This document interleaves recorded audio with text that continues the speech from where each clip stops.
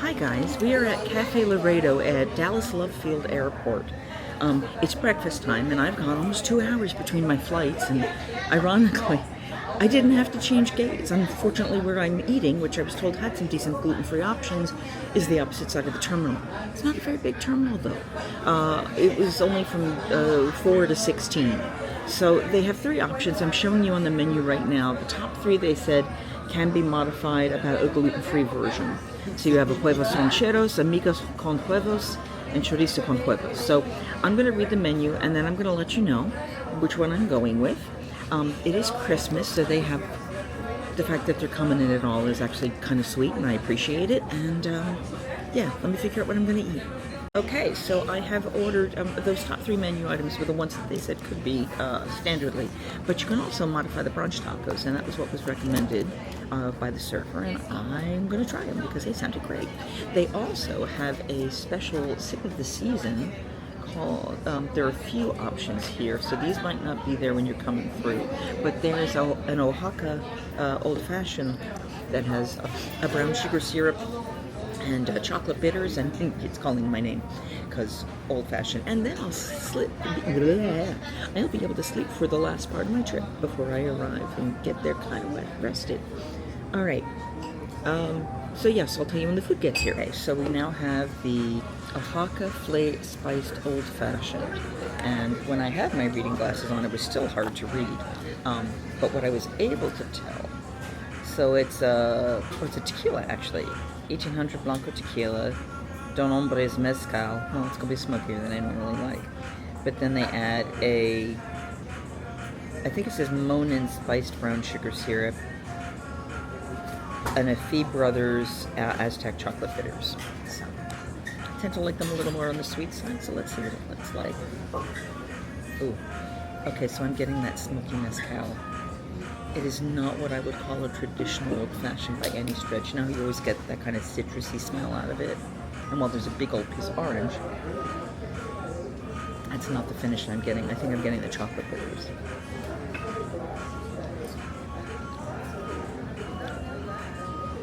It's very complicated. So you get the chocolate and the sweetness of the chocolate bitters and the brown sugar syrup on the top.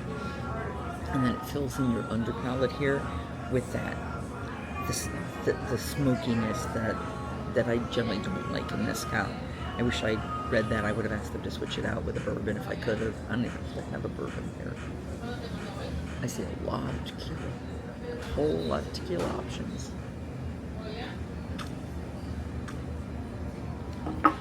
But I also might have done a Reposado instead of mezcal, just because that's my palate. It's complicated and it's interesting. So you've got, they don't have to smoke it because it is smoked by the nature of mezcal. And it's not what I would traditionally call an old-fashioned in terms of flavor profile either.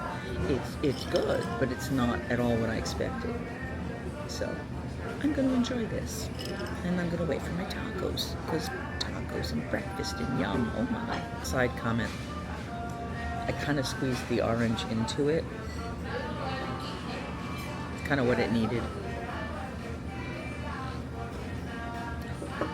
It's what it needed. So yeah. All right.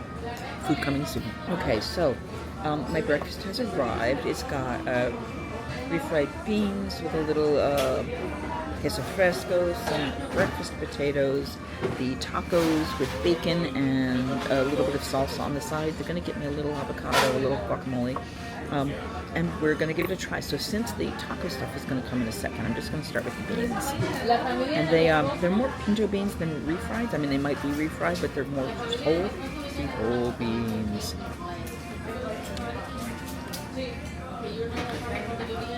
It's got a decent flavor. It probably does need salt. She asked me if I wanted salt, and I didn't because I hadn't tried them. Potatoes are ooh, they got a kick. It's got definitely a kick. Peppers, onions. I think they make them like I do at home, which is with cayenne in it. That's kind of cool. Okay, and then let me check the salsa. Okay, so the salsa is very mild. Yeah. So the salsa is in my What I'm going to try is throwing some of the salsa onto the spicy potatoes, which adds a little more moisture, but not the spice. That actually softens it up. And I have a strong suspicion it's going to be good on the beans to give you the saltiness you're missing from that too. Absolutely. So now we're going to take it, and we did corn tortillas. And we're going to add some, well, okay, let me take a bite as is, and then we'll start adding layers. So just as is. Bacon, scrambled eggs. It's got a good flavor of the eggs. My mouth is still burning from the potatoes. I'm trying to think. So they've crumbled up the bacon into the eggs, and then you've got the queso fresco on top. They said they can't use any of the cheeses that they normally have, the Monterey Jacks, etc., because the cheeses are have flour in the I guess to keep them separate. They come with it, so not a good choice. But we'll try this now. We're doing it with guacamole.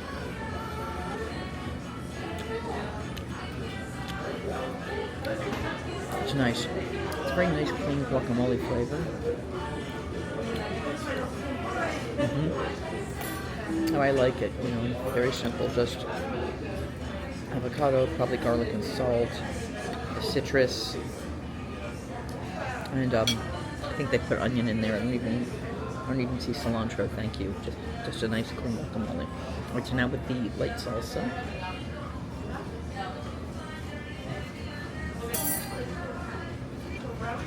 Nice balanced flavor. That's awesome. And the fact that they warned me about my other allergies, they know how to deal with them. It's marked on the menu. This is a really nice option. So I'm going to enjoy my food, and I'll talk to you when the bill gets here. Okay, so I'm showing you the bill at this time. The water, obviously. The brunch tacos, they changed up the corn tortilla. I said no cheese, but she did add the queso fresco on top. The Oaxaca spiced old fashioned. They're both about the same price, and then the side of guacamole was $5, and it was like a full half cup or more. It was a significant portion, overflowing on both my tacos, so I'm okay with that. $37.04 with tip tax, all that fun stuff. Well, with tax is $40.10. Okay, so I did a $12 tip because they're working on Christmas on a $40 bill. Yes, just yes. And luckily, it's early enough in the day for them that, even though I've been up since 4 in the morning, Eastern Coast time, it allows them to still have their time with their holidays. So in general, in terms of the food, etc., flavors were good. I mean, I would love to have seen the regular entree menu, but this is nice variety of, I have 5 options I could have played with, and there were only 8 on the menu. They worked with me. The flavors were nice. They were simple. It was clean. I enjoy this. If I'm coming back through this airport, if I have time, this is a place I would suggest going to again, because this was nice. So, if you are traveling to either of the Disney parks or through various airports in your general area and are looking for options where you can eat, where it's not just grab the pre-wrapped hard-boiled egg or something, please give this a like, a thumbs up, share it with people who you think might benefit or going through Love Field. And I don't have a tagline. Singing, hey ho, a maiden's life, 1, 2, 3. Hey ho, a maiden's life, won't you drink with me?